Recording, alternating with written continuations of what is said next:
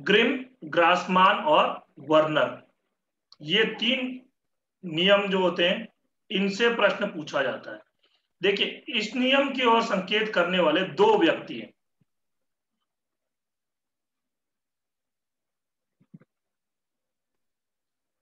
पहला है इहरे और डेनिश विद्वान रेस्क है, ठीक है। पर इन लोगों ने संकेत मात्र किया था। इसकी पूरी विवेचना और छानबीन करने वाले अध्येता जर्मन भाषा के महान पंडित याकूब ग्रिम, ठीक है, याकूब ग्रिम है। आपने 1819 में जर्मन भाषा का एक व्याकरण प्रकाशित किया।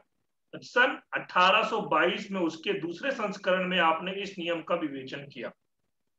इनके ही नियम पर इस नियम का नाम ग्रिम नियम पड़ा है। तो याकूब ग्रिम इनका पूरा नाम था।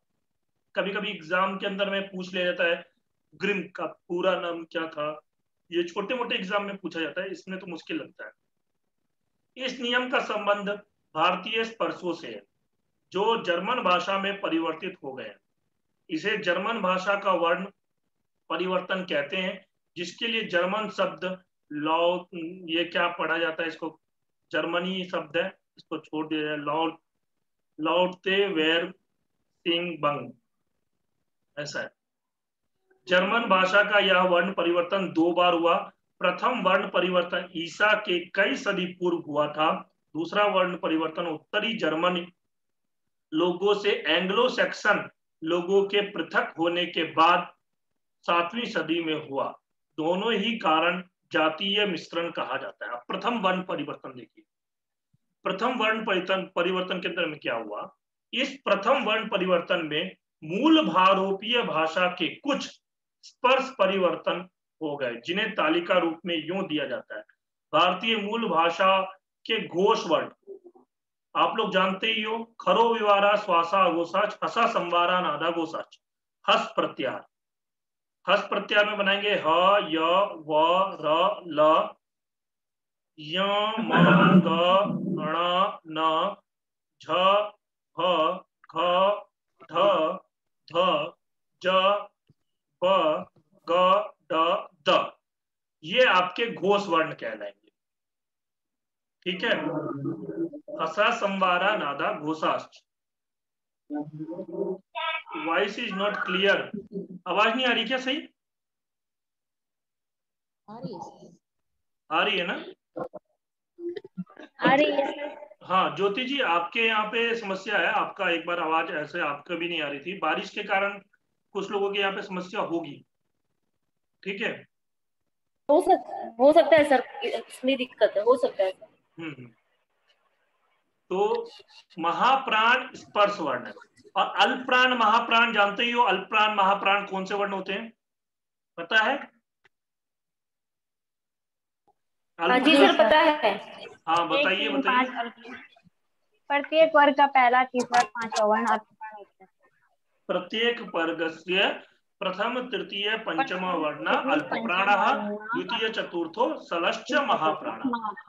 हाँ तो देखिए, इसमें क्या किया जाता है, हम ऐसे कर सकते हैं। मैं यहाँ पे थोड़ा सा ऐसा करता हूँ ना, हस तो लिख ही दिया और यहाँ पे खर भी लिख ही देता हूँ। खर, खर में क्या आएगा, ख प ठ ठ थ च ट त क प श स और स, ये हो गया।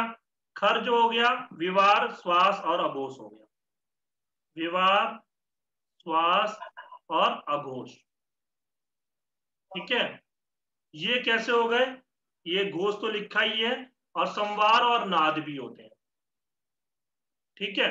अल्पप्राण महाप्राण कैसे होता है, अल्प प्राण और महाप्राण।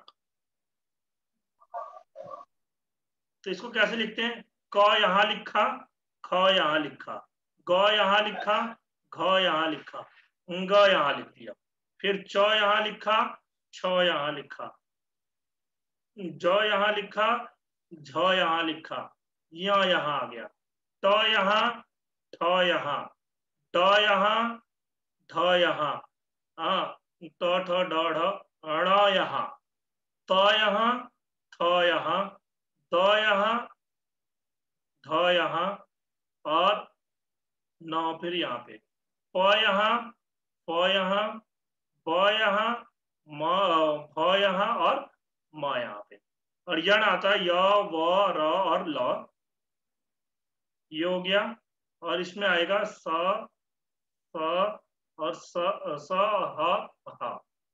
ये पूरे यहाँ पे मैंने लिख दिए हैं। थोड़ा खिचड़ी टाइप का बन गया है, पर ठीक है, खिचड़ी में भी स्वाद रहता है। ठीक है, तो भारोपीय मूल भाषा के घोष वर्ण है। ठीक, महाप्राण स्पर्श वर्ण। अब देखिए, महाप्राण स्पर्श वर्ण कौन कौन से हैं? घ, ध और भ। घ है, चतुर्थ आता है, ये रहा घ। ध है, ये रहा ध, आ गया त थ ध, और भ ये रहा। घ ध भ को, हाँ ठीक है, घ ध भ जो होगा वो जर्मनिक भाषा में जब परिवर्तन होगा तो उसका क्या बन जाएगा? ग द ब बन जाएगा। मतलब घोष वर्ण तो रहेगा, घोष वर्ण तो है, पर वो कैसा हो जाएगा? अल्प प्राण हो जाएगा। महाप्राण से अल्प प्राण में बदल जाएगा, ग द ब बन जाएगा। घ ध भ को ग द ब बन गया। ठीक है, फिर क्या हुआ? फिर ये जो ग द ब है, ग द ब को फिर परिवर्तन करके क त प बन जाएगा। अब ये ग द ब कैसा है? जो ये कैसा है? घोष में। अब ये घोष से भी फिर कैसा हो गया? अघोष में बन गया, क त प हो गया। अब फिर जो क त प है, क त प को फिर क्या हो जाता है? फिर से घ ध भ बन जाएगा, या ख थ फ बन जाएगा। घ ध भ या ख थ फ। ठीक है, ऐसे नहीं समझ में आएगा तो मैं एक काम करता हूं, देखिए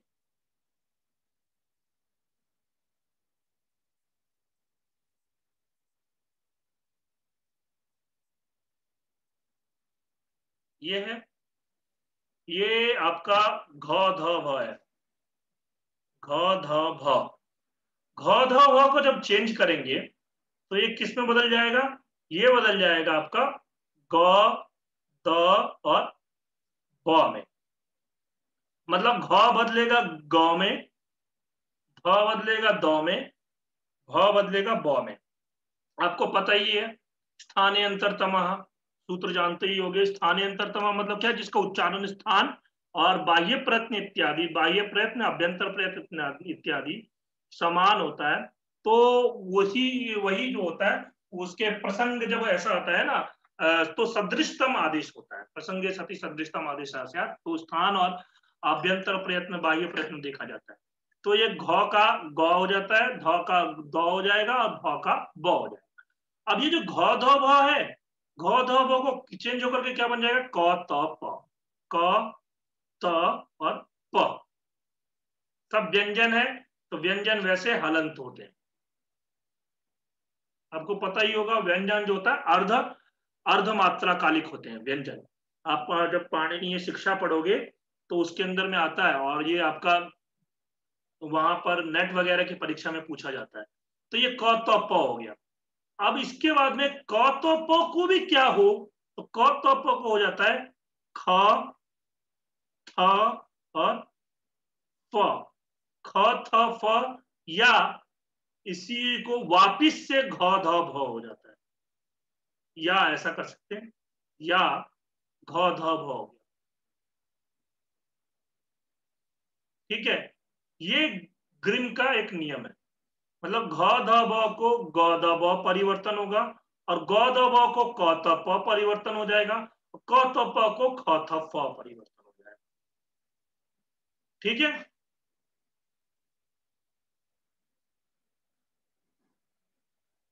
यहां पर देख सकते हैं हम लोग, जो मूल भारोपीय भाषा में घोष है, तो घोष महाप्राण को अल्प प्राण हो गया, ग द ब हो गया। और जो घोष अल्प प्राण में क्या हो जाएगा? आपका अघोष हो जाएगा। तो ग द ब को क त प हो गया, और फिर क त प को फिर जो संघर्षी अघोष हो जाएगा, ख थ फ हो जाएगा। ख थ फ मतलब ये अघोष रहेगा। अघोष ये ना ख थ फ, ये देखिए ये घोष है, ख थ फ ये रहा यहाँ पे, या घ ध भ हो जाएगा, ये चीज है। ठीक है, अब इसका उदाहरण देख सकते हैं हम। देखिए, हंस दुहिता, हंस को क्या बन गया, गूज बन गया। हाँ, दुहिता डॉटर बन गया, जी जो है ना डॉटर बन गया। विधवा धूम, हाँ विधवा का विडो बन गया। हाँ, धूम, धूम का डस्ट बन गया। हाँ, भ्रातृ, भ्रातृ का ब्रदर बन गया। ठीक है, बी, बी मतलब ये आपका बी मधुमक्खी के लिए बोला होगा, या तो फिर बी मतलब वो इसके लिए आपका ये क्रिया की तरह यूज होता है उसका। गो, गो, होना। हाँ, होना, होना, होना, वही होने के लिए। गो, गो योग। अब देखिए, गो, गो का क्या बन गया, काऊ बन गया। ठीक है, योग का योग बन गया। ऐसे है इसमें। ये खैर शब्दों से तो कभी नहीं पूछा गया है, और ना तो मुझे लगता है कि पूछा जाएगा, क्योंकि इसमें तो खुद ही कंफ्यूजन है, बहुत बड़ा कंफ्यूजन है। गो का योग कैसे बन गया, कोई इसको सिद्ध नहीं कर पाएगा। बस ये एक ध्वनि परिवर्तन का नियम है, हो गया हो गया। इसका संस्कृत में उदाहरण नहीं मिलता। ठीक है, ये लोग भी है ना, हमारे यहाँ पे ये जो नियम वगैरह बनाए गए ना, इन लोगों ने देखोगे तो ये नियम बना दिए 10 जगहों पर देखने के बाद।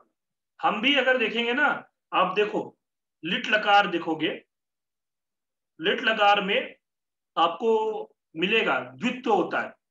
आप जानते हो, लिट लकार के अंदर जैसे बभू प्रयोग मिलता है, भू भू बन जाता है, भू भू, भू भू बन जाता है। अब उसमें जो है ना पहला वाला भ, इसमें ऊ की संज्ञा हो जाती है, तो भ जो बचता है, तो जो भ है, दो, दो कभी भी, दो क्या होते हैं, दो घोष वर्ण एक साथ नहीं रह सकते। ये घोष वर्ण कहलाएंगे ना, घोष नहीं, हाँ, झ भ घ ढ ध, घोष वर्ण हो गए। और दो महाप्राण भी है, तो दो महाप्राण घोष वर्ण एक साथ नहीं रह सकते। तो इसके लिए क्या किया जाता है कि पहले वाला जो होता है उसको चेंज करके अल्प प्राण में परिवर्तित करते हैं, तो भ को क्या बन जाएगा, ब बन जाएगा। तो बभूव जब प्रयोग मिलता है, तो हमारे यहां पर देखोगे, इसीलिए लिट लकार में ज्यादातर जो द्वित्व होते हैं, वहां पर इन सब चीजों का प्रयोग देखा जाता है संस्कृत के अंदर में, आप लोग जानते ही होंगे। और एक एग्जाम में पूछा गया था, प्रश्न है, आप लोग मन में सोचते होंगे सर ऐसे ही बोलते रहते, एग्जाम में पूछा गया था, एग्जाम में पूछा गया था, इतने सारे प्रश्न पूछे गए थे क्या? तो ऐसा है, सच में पूछा गया था ये प्रश्न। ठीक है, लिटि धातोर अनभ्यासस्य, सूत्र है, लिटि धातोर अनभ्यासस्य, ये सूत्र क्या कार्य करता है? कोई बता सकता है क्या कार्य करता है?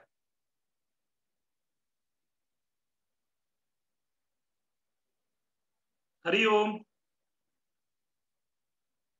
सर ऑप्शन दीजिए, ऑप्शन दीजिए तो कुछ गैस करके बता सकते हैं, वैसे तो कोई आइडिया नहीं है सर।